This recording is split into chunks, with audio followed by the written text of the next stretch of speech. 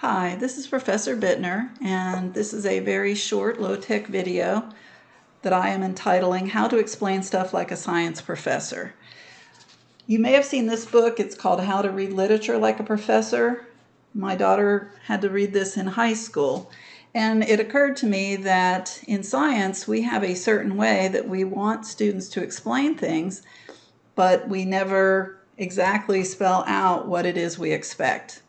And also what makes us nuts when we get answers from students. So this is about how to answer a question on a quiz or on an exam that asks you why or how, explain why or explain how something occurs in science. So I made this little short video to help.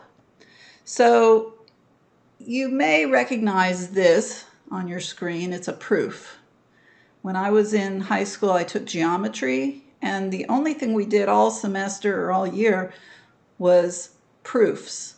We learned the theorems and the postulates, and then we had to construct proofs. And honestly, at the time, I didn't know why we had to do this.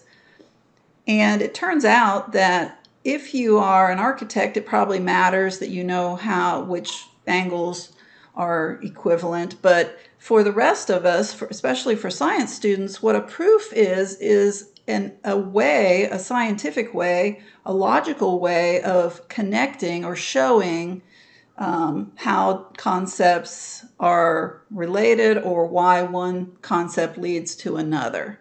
So it's a logical organization of statements that shows the connection between what's given and what you're asked to prove, and you have a reason for each of these. So if you think about proofs, that's what your science instructor is asking you to do in a sense when they ask you a why question on an exam or on a quiz. Another analogy that works is there's a game called 6 Degrees of Kevin Bacon, and he's kind of an old actor now, but the concept of this game is that I could give you any actor and that you have to connect that actor through less than 6 actors back to Kevin Bacon. So for example, you have to say, okay, if I say Denzel Washington, who's down here in the corner, then you have to think of a movie that Denzel Washington is in with another actor, in this example, Forrest Whitaker, and then a movie that Forrest Whitaker was in with another actor, and so on until you get back to Kevin Bacon. And it turns out that the game is that you have to be able to do that in 6 steps, 6 movies or less. But it's still showing that point-to-point connection, one point to the next to get to that end point. Just like in the proof where you're given something and you have to connect through one theorem or postulate to the next to get to that final end statement. In this case, Kevin Bacon. So here's an example of a question that you might have encountered or you might know the answer to, but it doesn't matter. It's just an example. So this would be a question I would ask in my freshman class. Based on structure, explain why lipids are hydrophobic. Now I'm giving you some hints. Based on structure, I want you to use what you know about structure, and you need to connect lipids to hydrophobic. So you start with lipids. Lipids is the given, and hydrophobic is where you need to end. So in that structure of the proof, you start with what do you know about lipids? You may not be able to make the connection in one statement, but that's what students always try to do. Remember, it's 6 degrees of Kevin Bacon, not 1 degree. Now, there are some times where there is a one-statement answer, but most of the time it's not, and this is where students kind of get into trouble.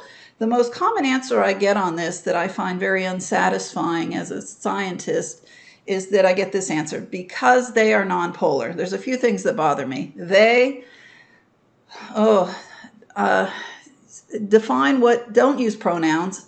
If you're only going to use one sentence, you need that pronoun has to refer to something. So what is the they? Because lipids are nonpolar. But that doesn't get me to hydrophobic. So you need to do the point-by-point connection. Now, what do you know about lipids? By the point that I would ask this question, you would have a group of facts that you have learned or that you've been presented in lecture. And the goal is to organize these facts into some kind of order, like a proof that connects one thing to the next so that you start with lipids and you end with the word hydrophobic. That would be ideal. There's no way the professor can take points off if you do this. So if you try to shortcut it, you're taking a risk. They might accept your answer, but they might be more picky than that. So you want to have some insurance that you'll get all your points. So I made up, these would be some facts that would have been on the lecture slides. So we need to start with lipids. So I'm going to get a pen. All right, so this fact would be number 1. Lipids are primarily made of hydrocarbons. That would be 1 because that starts with lipids. And that links you to the word hydrocarbon. Now, hydrocarbons, this one gets you the second link. Hydrocarbons are composed of hydrogen and carbon. Then the third link, covalent bonds between hydrogen and carbon are nonpolar. That could be third. And if I had a way, I would reorganize these into that proof. And then the fourth statement would be molecules that contain entirely or almost entirely nonpolar covalent bonds are hydrophobic. These are all rules, statements that would be from your lecture. But now the instructor is asking you to organize it into a point-to-point proof that leads from the concept of lipid to the concept of hydrophobicity. And so that's the end of my presentation. That's what instructors want you to do. Don't give the one-sentence unsatisfying answer.